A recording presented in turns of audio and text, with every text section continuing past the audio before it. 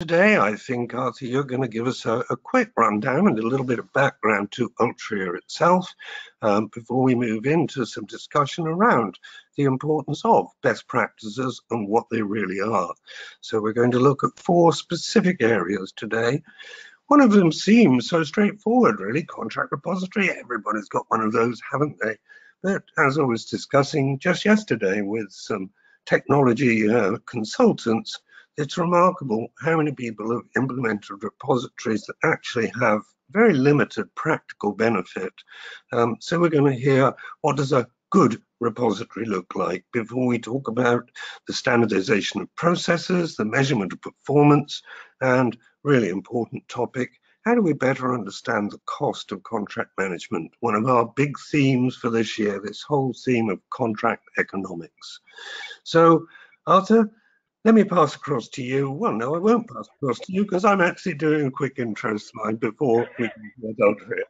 So, I thought for my introduction, I would just highlight some work we did at the end of last year, which is actually continuing.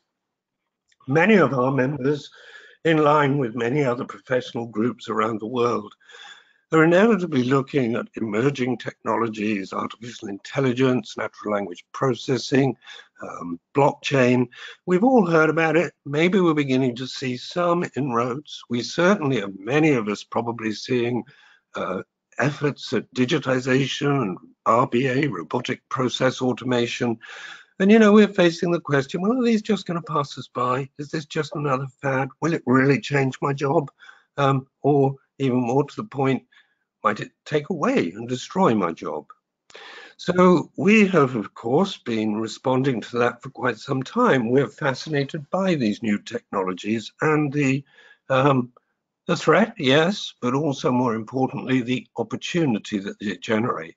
I think for the first time in my lifetime, I'm looking out to an environment where we can really utilize technology to create an undisputable role for contracts and commercial managers, whether in the procurement side or the sell side, to really create and deliver differentiated value.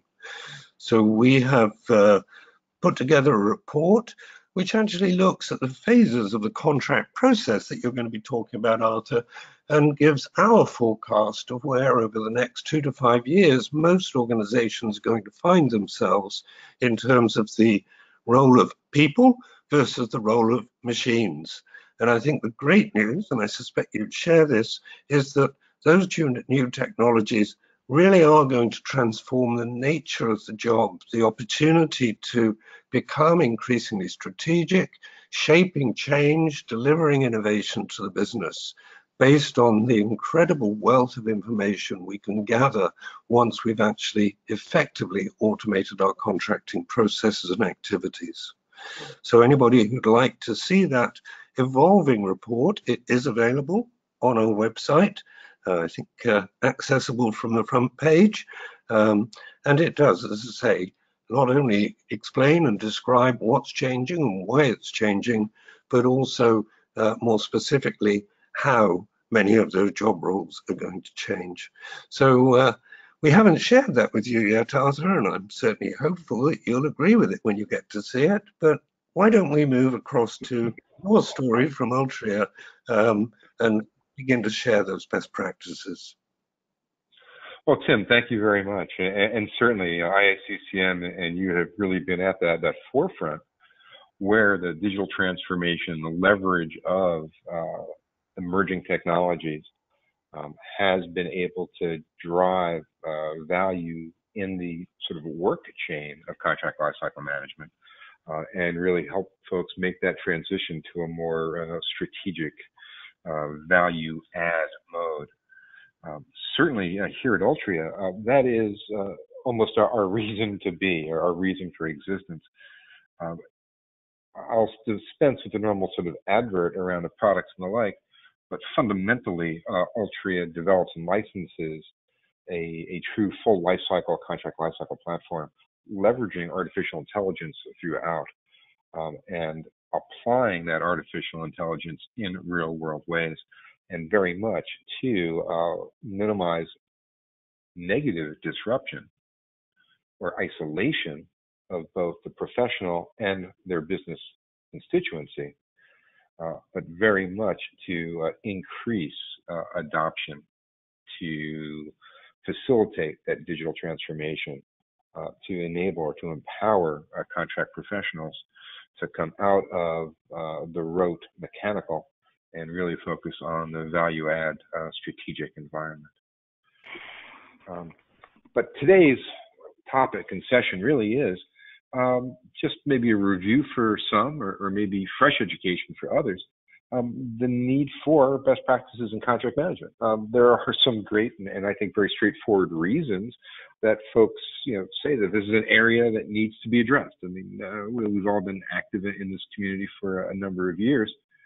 It's good sometimes to throw some numbers down that really help hit home. And for some of you on the call, maybe this is things that you can take to your business constituency, your funding sources, and say, hey, this is why my job is important. This is why the role that we provide is worth listening to, and it's worth modernizing. Just some high-level figures that sort of reinforce where there is value today.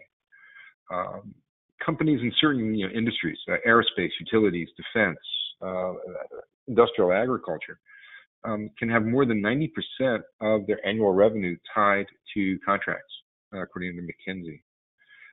If I look at a rather broad number from IACCM, and I know Tim probably has some very strong opinions as to how to shape this number in the future, or how to allocate a little bit more closely. But organizations lose 9.2% of revenue every year due to poor contract management practices. Those are some very big numbers. And when I look at, according to the Aberdeen Group, global businesses last year lost $153 billion due to ineffective contract management and savings. And for those of you on the sourcing or the buy side of contracts, we all know that for every dollar saved, it's the same as $10 earned in terms of net new sales. So these are all fairly substantial figures. And if we're looking at how to unlock or recapture some of this value, there are a number of I think, fairly straightforward ways that we can do that. The first, and Tim summarized earlier, cultivate a contract repository. Cultivate seems to be the new term. I see it everywhere. What this really means, though, is craft, create, manage a contract repository. Maybe buy, maybe build. Second is to standardize your contract processes. Sounds quite obvious. Why are people not doing it as well as they thought they were? Measure the performance of your contracts. Seems straightforward. And the last, track the cost of contract management. Now, the reason why we're looking to track that cost is really so we can measure the benefits against the cost and really look at a more business-oriented ROI kind of world. As Tim said, I think tongue-in-cheek about me trying to save corporate accounts or corporate America, it really is about being able to leverage these best practices to improve financial performance and support contract and legal operations teams in their driving value to their organizations. So cultivating a contract repository. Just some interesting figures. 12 to 15% of an organization's contracts are lost or unaccounted for. And this is according to Aberdeen. According to a survey that we ran, that Ultria ran last year, volume-wise, almost 2/3 of our customers are running more than 100 contracts a month, and 1 in 4 are running more than 500 contracts a month. In and of themselves, those numbers are maybe not so impressive unless you go back to that 12 to 15% and realize that 500 a month is 6,000 a year, and 10% of those is 600 contracts that somehow can't be found. A quick poll question, so we sort of know who's on board and what we're all thinking. Where do you, the attendees, currently store the majority of your contracts?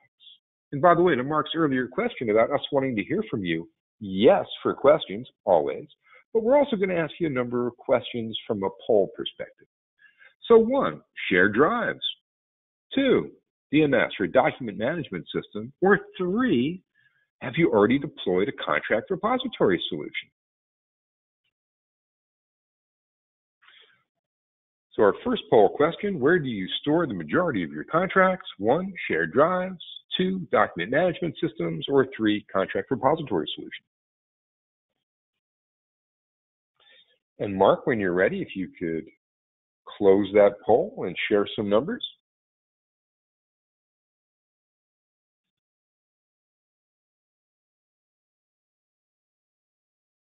And unfortunately, in my view, I don't get to see them. Yeah, we like to keep them a secret, particularly with these particular results. So 33% are saying it's a contract repository solution, 23% that it's a document management system, and by process of deduction, you can probably work out 44% still having it on a shared drive. Wow. Okay. So 44% shared drive, and then the balance, a DMS, document management system, or contract repository solution. What I think we'll find interesting, and I'd love to get into a deeper conversation with those percentage that are running a repository today. In our survey from last year, we found that 64% of our respondents said that they had moved to a contract repository solution. But in the same breath, searching existing contracts was the most prevalent pain area for all customers.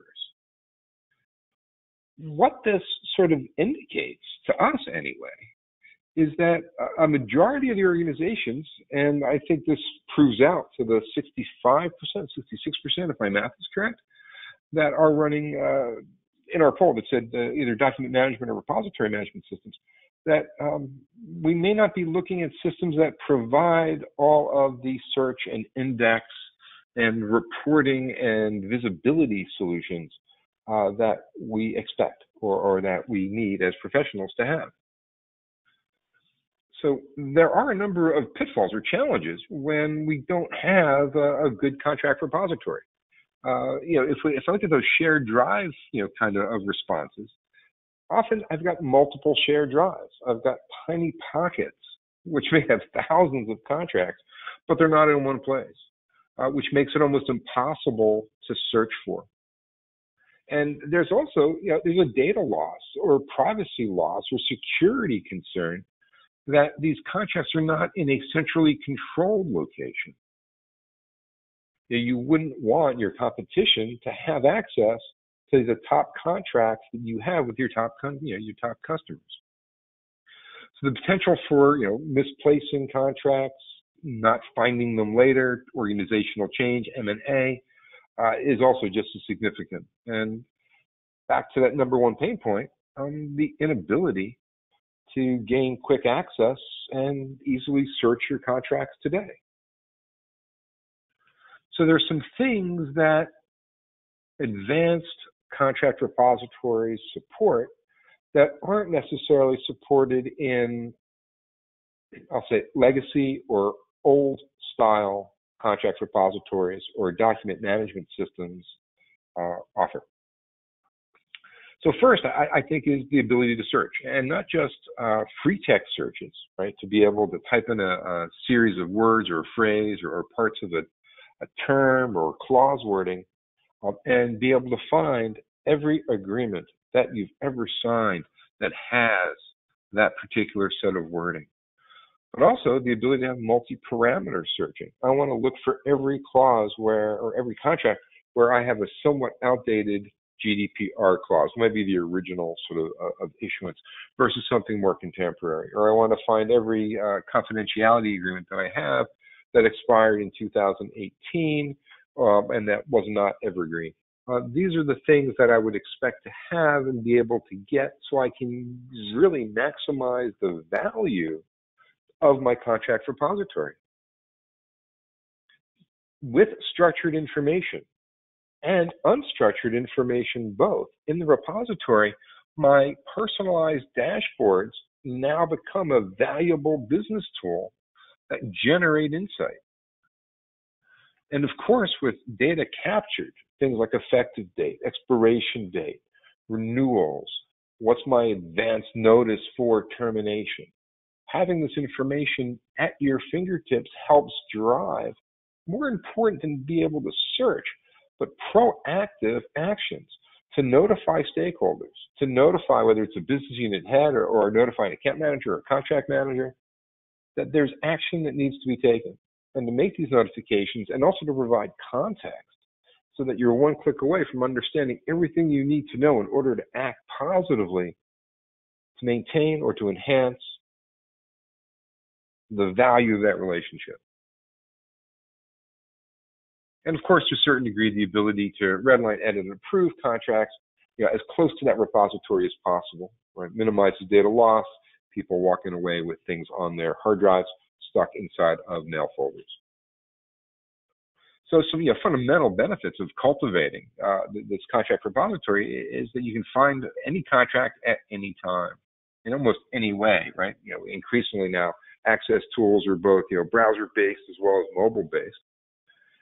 So you can save significant amount of time that might be otherwise wasted in searching and looking for things with immediately accessible, actionable data, and not just at your fingertips, but being pushed out to your mobile devices and to your team members and to your business stakeholders.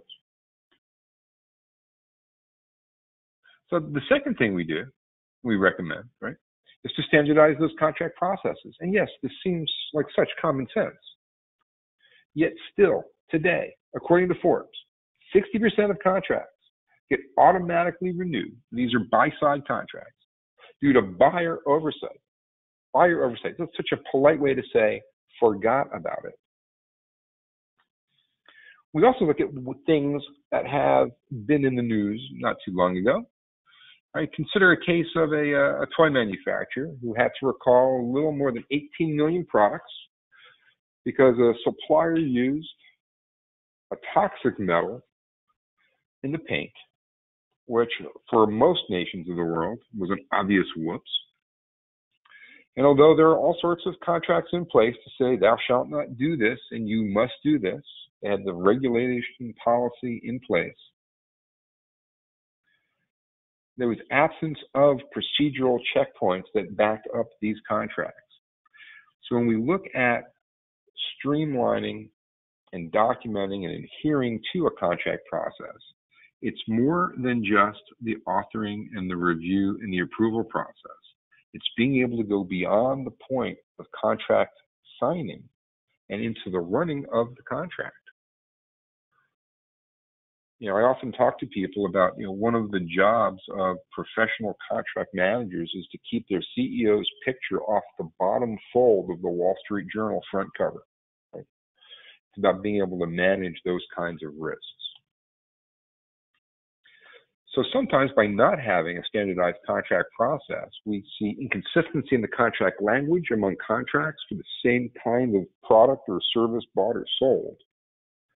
And that inconsistently simply makes it harder to manage on an ongoing basis. It's not as predictable. And businesses appreciate some level of predictability.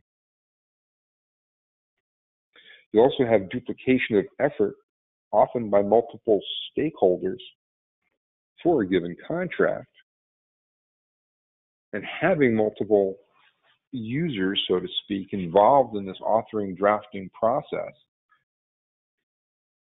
too many cooks in the soup, as they say, can end up with omissions of obligations and clauses, absence of audit-ready versions of the contract, and just as I think importantly, with this sort of failure in contract process standardization, what we see is missed compliance checks after the contract is executed during the post-award phase.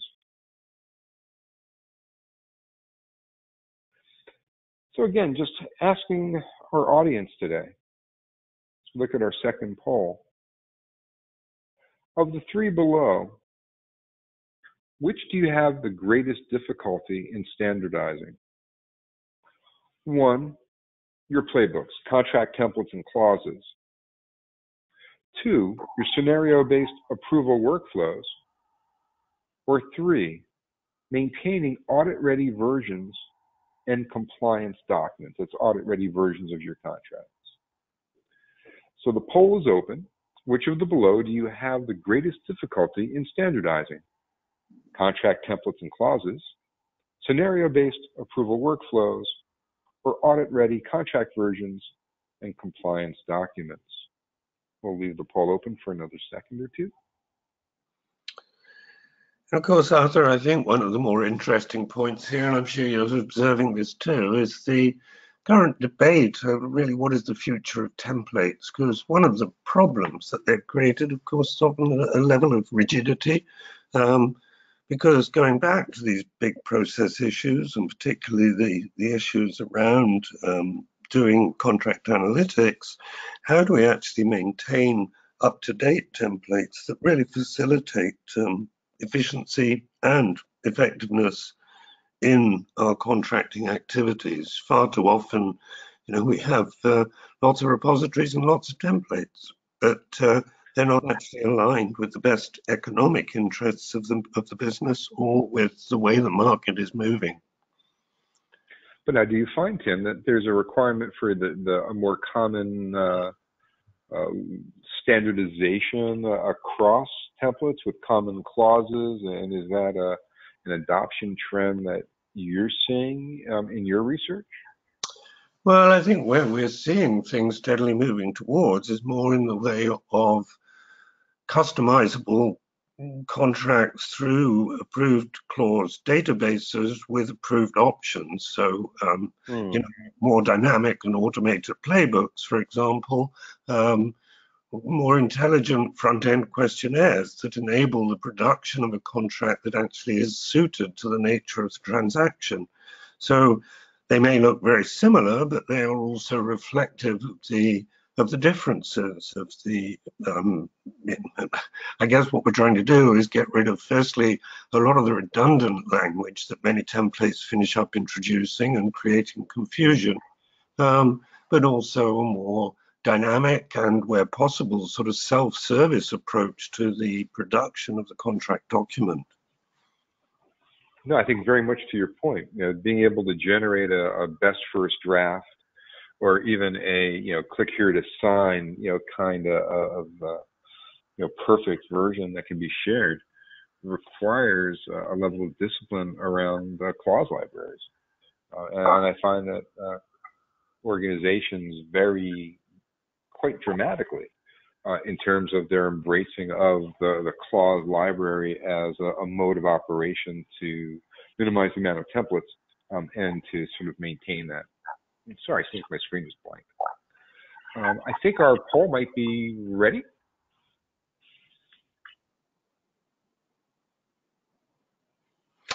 Oh, I suppose you want to know the answer again, Arthur, or are you planning to guess it this time? Maybe you can. Oh, wait. Can I guess? Can I guess? I'll let you enlighten me. Yeah, well, the smallest proportion of the audit-ready versions and compliance documents, and not dissimilar to our percentage last time, 26%. 33% with the scenario-based approval workflows, and from, again, actually the poll results tab is covering up my view, but by process of deduction, I'm going to say it's 41% that have contract templates and clauses being their biggest problem in standardizing. And I suspect that's very often because of the challenges of gaining internal approvals across the myriad of stakeholders that have opinions on this stuff. No, I think I have to concur. I mean, based on folks that we've talked to, that does seem to be the challenge, is creating this optimized clause library playbook, bringing everybody together, especially across large global multi-business unit, multi-region, that requires a level of discipline. It's almost as though the role of librarian, if that's not too generic a term, may be one of those up and comers. And certainly we've come a long way just in terms of library science and that as a discipline. But someone who is responsible for cultivating, for ownership of the template library or the clause library in today's contemporary contract management organization makes a lot of sense.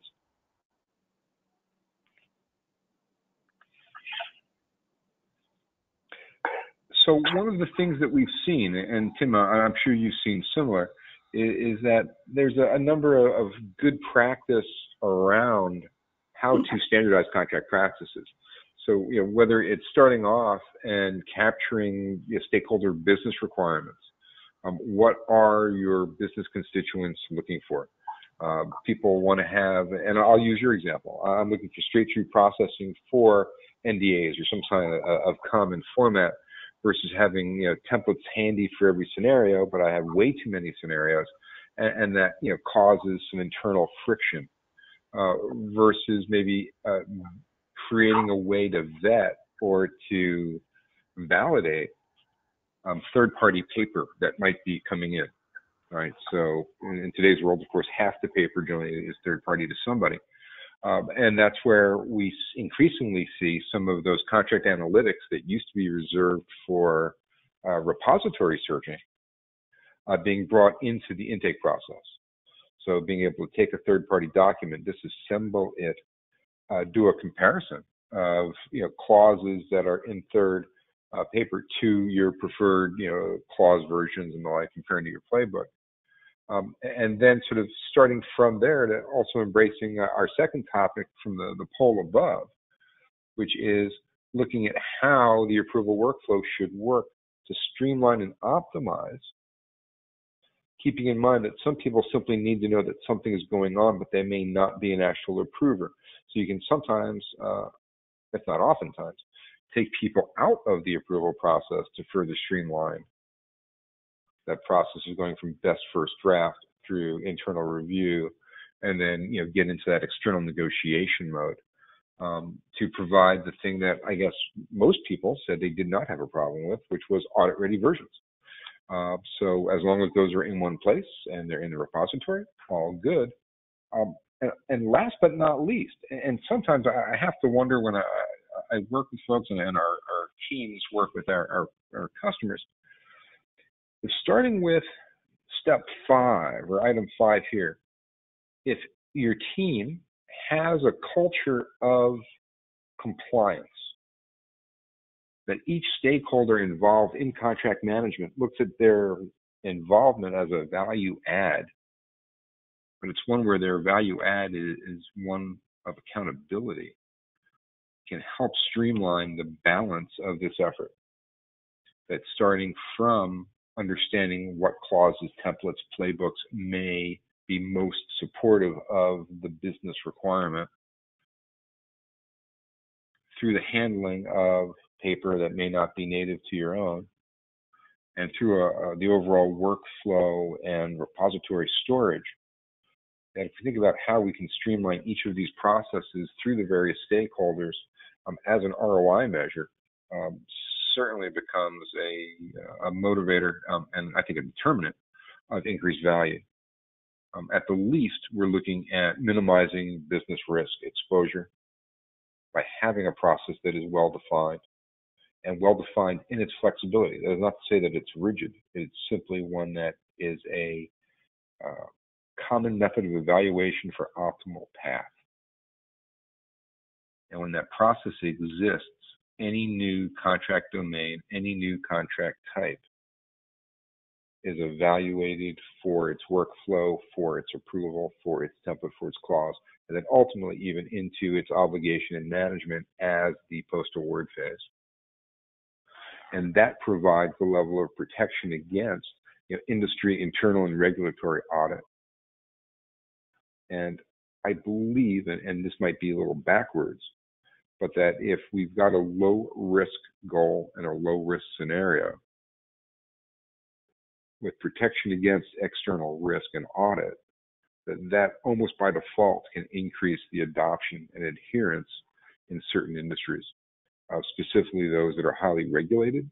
Financial services, life sciences are two good examples. So measuring contract performance, and this is really to determine whether obligations are being met, whether entitlements are being delivered upon. When we survey contract teams and compare that to, let's say, some of the numbers that McKinsey has seen, one of the most important metrics for measuring contract performance is simply sort of compliance in general. So this could be regulatory or commercial compliance. It was marked as very important twice as often as measuring contract authoring cycle time. So either the community is getting better at reducing the turnaround time for contracts, or quite simply, contract compliance is becoming a more worthwhile or more identified endeavor. 75% of contracts, however, lack key performance indicators and total cost of ownership metrics. So if I'm marking compliance as important and yet 3/4 of my contracts don't have a way to measure that, it seems like we have a pretty obvious gap. And maybe an example of that kind of gap is, and we're not going to name names here, but let's say there's a large social media company that exposes or sells or shares or markets its membership data to other parties. All above board, all legal. Everyone signs off. Everyone says, "Yep, absolutely, it's okay." But due to the inability to track contractual obligations from its trading partners, the downstream value chain inadvertently sells membership information or offers membership information to an organization that it should not have. Seriously bad press. This particular organization lost $150 billion in market value. What this points out really is it's not enough to necessarily have a bulletproof or strong contract drafted and signed. We must have ways that we can take the obligations and entitlements, and first, that they have to be identified clearly, and the second is that their compliance can be monitored. So, that which you cannot measure can't be managed, right? This is a very old and very true saying. So first and foremost is ensuring that obligations from your contracts are clearly marked, identified, that there's ownership in terms of who's going to manage these obligations, track them, and then who's responsible for remediation or identification when there's non-compliant behavior. So if we could just raise another poll question, which of the following challenges or problems, I prefer challenges, has your organization most often faced? Projects exceed timelines initially contracted, receive substandard product or service implementations, or penalties due to neglected obligations. So the first two are, of course, buy-side contracts. Projects exceeded timelines initially contracted. Substandard product or service implementations. You could also say service level agreement not being met. And then on the sell side, issues regarding performance penalties due to missed or neglected obligations. Now, Tim, while we are getting our poll responses, and I'm sure the more we speak, the more we'll end up changing people's voting, but are you seeing an increased requirement for obligation and entitlement tracking from your community? Oh, absolutely. I mean, Arthur, as we know, one of the biggest problems for organizations is the growth of services contracting and the implications that has. Even if it's just a component of the overall contract, it typically extends the duration of the contract. It means that there's much more likelihood of ongoing change. So the opportunities for cost overruns, for revenue loss, for misunderstanding, disagreements, even disputes has massively increased. And yet very often the skills, techniques and tools that are being used in that post-war environment really haven't changed at all. So, people in that post-war environment are simply not equipped, and the data flows are way too poor. So the people who perhaps would have the skills to engage more effectively often just don't have this visibility into where the problems are.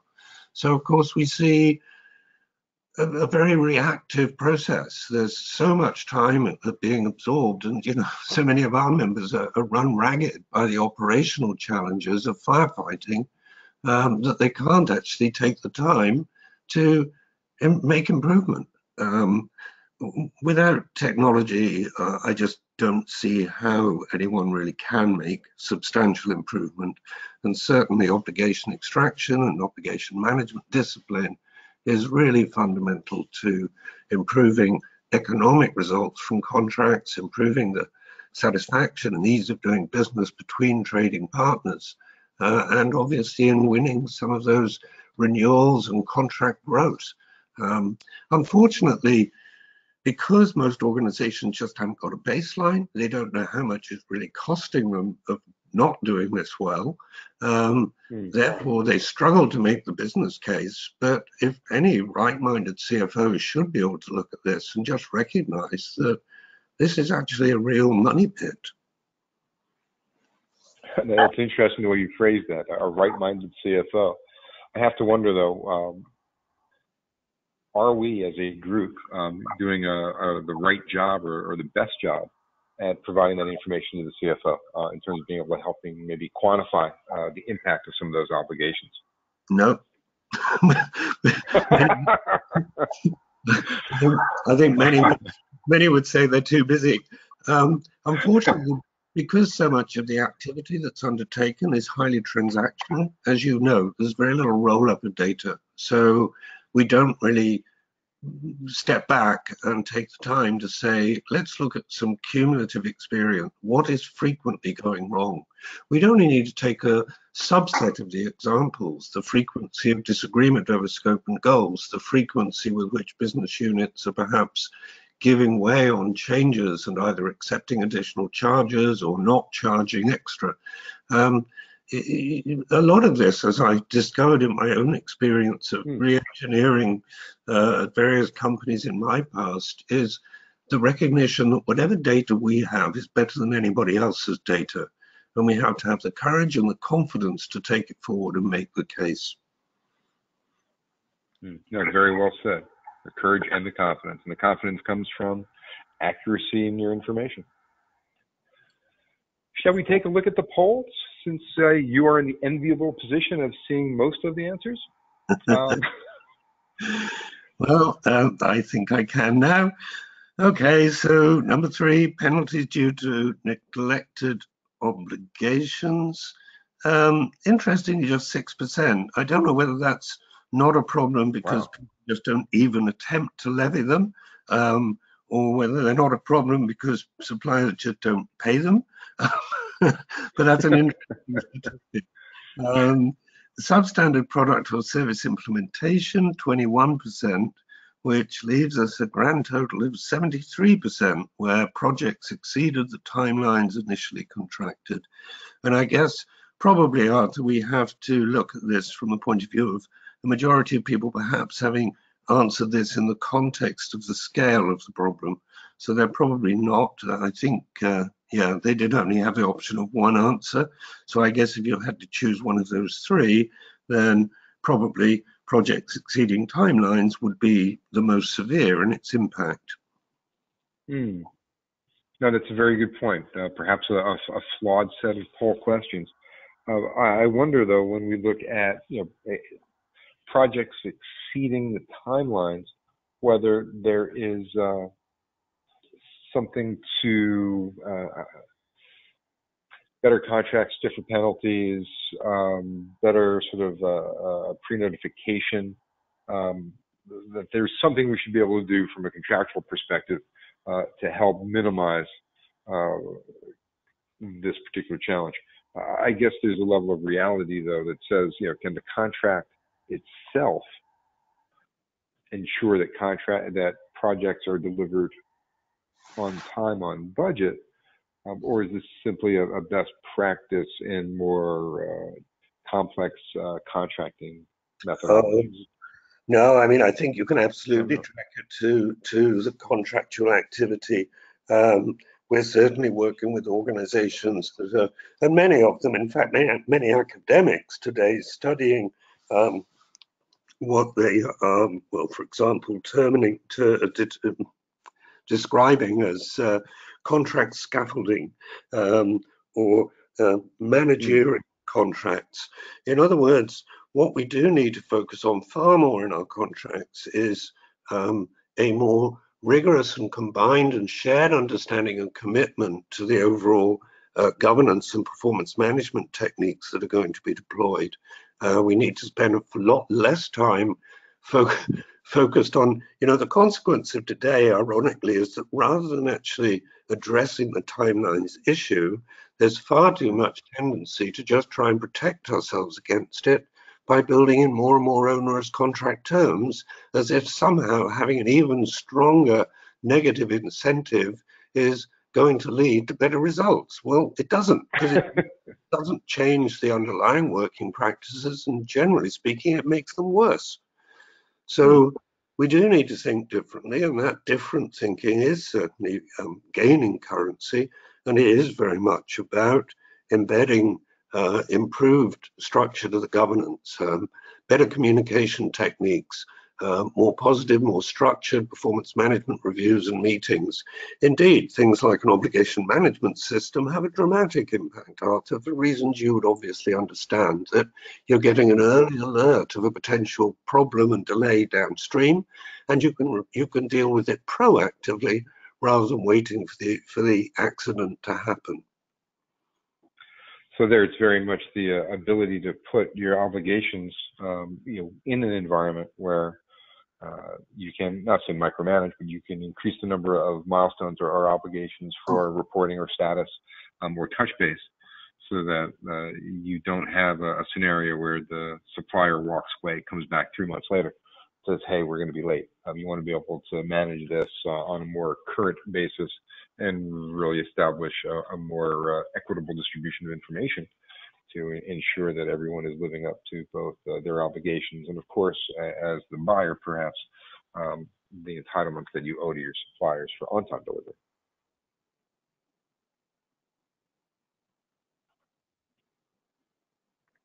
So some of the things that we found, and I think very much to Tim, to your point, that if you can track all of your contracts by having key performance indicators, whether those are interim milestone deliverables or some other concrete component or measurable quantitative value, can then be leveraged by an automated system to provide that kind of warning, that forethought, the check engine light, if you will, that can kick on before you have a roadside breakdown.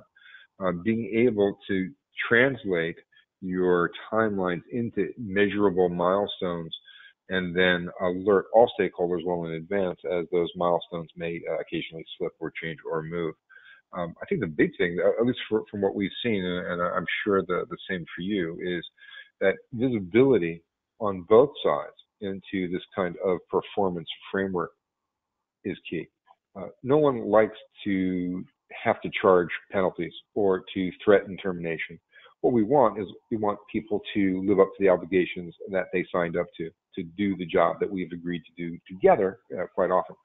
And that this allows us sufficient notification to then begin any kind of remediation, to minimize the risk, to maintain the relationship with your trusted trading partner, and still deliver the ultimate business value. I mean, what this drives for us. Oh, I'm sorry, Tim, go ahead. Is a level of improved customer service, increased revenue and business value due to sort of on-time, on-target utilization. And from a sourcing perspective, of course, it is also a way that you can leverage volume discounts and the like. Keeping an eye on the time, I realized that we've been chatting more than we normally do. So Our last topic is tracking the cost of contract management. And this is something that I think, all of our participants certainly do. Interesting numbers, and of course, I attribute these very much to the IACCM. Standard low-risk procurement contracts. The cost of execution has increased by 38% over the last 6 years and is currently estimated to be, I believe this is last year's number, $6,900 on average. Now, I take that, I think back to some of the earlier poll results. Okay, 5,000, 6,000 contracts a year, 500 per month for 1 in 4, 6,000 contracts, $6,900. It doesn't take a rocket scientist to figure out there's a 7 to 8 digit figure there for managing a contract in a typical large organization. 12% of total annual outlay of a company, according to PricewaterhouseCoopers, is committed to contract management. I believe this is in service-oriented businesses specifically. So not tracking the costs of your contract management efforts means that A, you can't necessarily justify your department level budgets. B, or 2, right? This can impact team accountability and efficiency. 3, if you're not going to measure it, you may go back to the old ways of doing business, and that's probably not good for anybody. And 4, you're not quite sure where you can maximize value derived, right? Either capture potential savings in the process, or streamline and weed out, I'll say efficiencies. Let's just do our last poll for the day, and we'll keep this one relatively brief. So, poll master, if we can push this out. Which of the below would you most like to track when it comes to the cost of contract lifecycle management? 1, the average administrative cost per contract across its entire lifecycle. 2, the average administrative cost per contract from initiation to sign-off. Okay, so this does not include post-award. Or 3, the average administrative cost by contract type, sales, procurement, employment, etc. And we'll open the poll. It's open. Let's try to get a quick close. Tim, if I could trouble you to give me a summary here. Yes, well, I imagine Mark just letting it run for a moment or two, but no, we're already here. So which would you most like to track when it comes to the cost? Well, then I go the average administrative cost by contract type, 19%. The administrative cost per contract from initiation, 26%. And the average admin cost across the life cycle, 55%. And of course, I think that's absolutely correct, that of course that top one is the most important. Absolutely, but I think if you and I were looking at the poll results a year ago, we would have seen more folks, I think, or maybe a slightly higher percentage, looking at cost contract to sign off and looking at the basics of contract type costing. So certainly we're getting smarter. Indeed. I mean, the big cost is downstream. I was presenting to a group today and, raised the question, how many people in your organization are not in some way or other associated with contracts? And of course, virtually everybody in the company is in one form or another. So, when we've got contracts that people can't understand, they can't find, they can't use, they can't implement effectively, they can't manage effectively, I think that 12% McKinsey number is for many organizations a massive understatement of the actual true costs associated with contract management and implementation. And again, our community can, if it does the research and has the tools, have such phenomenal downstream effect. No, that's fantastic.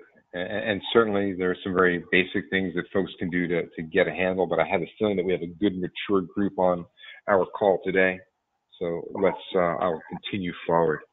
I think some very, I don't want to say obvious, but if we are tracking costs of contract management and we're doing it accurately, beyond sort of the high level 12% as a good potential understatement, but then, drive down with numbers in hand to have that confidence, the courage to take to the CFO. We have the ability to estimate what our departmental budgets should look like. We should be able to plan our human capital expenditures, not just in headcount, but in training, in providing them opportunities to develop, to expand, of course, to subscribe to research. We'll have the data at hand to create a case for operational changes and improvements and visibilities into revenue leakage and the like. I realize we are down to probably our last 4 minutes. Are there any questions coming from the crowd or items, Tim, that you might want to raise? Well, let's have a quick look at the questions. Of course, as Mark told us at the beginning, for those who are asking about a copy of the link to the recording, etc., then absolutely those will be on their way to you very shortly. I think, Mark, I'm not sure whether you can open up any questions and tell us any others. I'm just having a slight difficulty in getting it to open. Okay, sure. Eric asks, is it not better to track the value rather than the cost of contract management? Ooh, can I have that one? So when we look at the value of contract management, let's make sure, Eric, that we're talking about the value that contract management adds to the organization and not the value of contracts process. So it's almost a mistake to think that it's based on deal size that goes through the group, but it's really where is the measurable impact from contract management team back to the organization. So revenue recapture, ensuring that penalties are being avoided. Those are the things that, unless you can measure the potential negative impact, that you really can't measure the upside. So we don't necessarily mean to focus on the negative aspects in terms of the cost. It's that when you walk into the CFO's office, there are probably 18 other reasons why sales were up 20% last year. Unless you can be really, really sure what your contributory value is, the CFO is going to push back. Being able to show that you have reduced your costs in processing X becomes an immutable fact that will oftentimes give you the confidence, and I think Tim's terms are great, the confidence and the courage to make that argument in front of the CFO for increased budget. And Eric did say he means the value of actions of contract management and has seen it done well. Kudos, and absolutely. Would fully concur that you can monetize that value and create a value model. No reason not to. Tim, I assume your thoughts are the same? Eric, yes. I think, well, there are many aspects to this, but briefly, I mean, of course, reducing cost generates in itself a value. We need to think of certainly both, but a lot of the value can come, of course, from revenue increase and revenue enhancement, but that is, as Arthur said, often more difficult to drive a direct attribution. I think what we've got to stop thinking is being defensive and assuming that somehow cost reduction means cutting the number of contracts or procurement or legal professionals. Absolutely the opposite. What we need to be able to do is take advantage of the fact that contracting is a multidisciplinary activity. As we've touched on throughout this webinar, it touches so many parts of the business. So the cost impact is actually not in our function, because typically they're quite lean. It's in the rest of the business.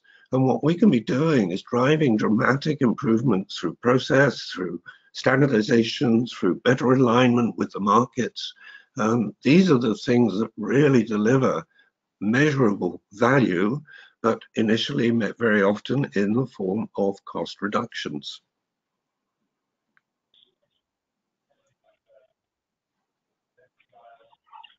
Well, thanks very much. I think we've hit the top of our hour. Certainly on behalf of myself and Tim from IACCM, would like to thank everyone for their participation. To Tim's earlier point, we will be sending out copies of the presentation as well as links to the replay. We will answer your questions as we can directly, one-on-one. Very good. Very much. Arthur, thank you. Been a pleasure to work with you again on this, and thanks very much to our audience for being with us. Thank you, Tim.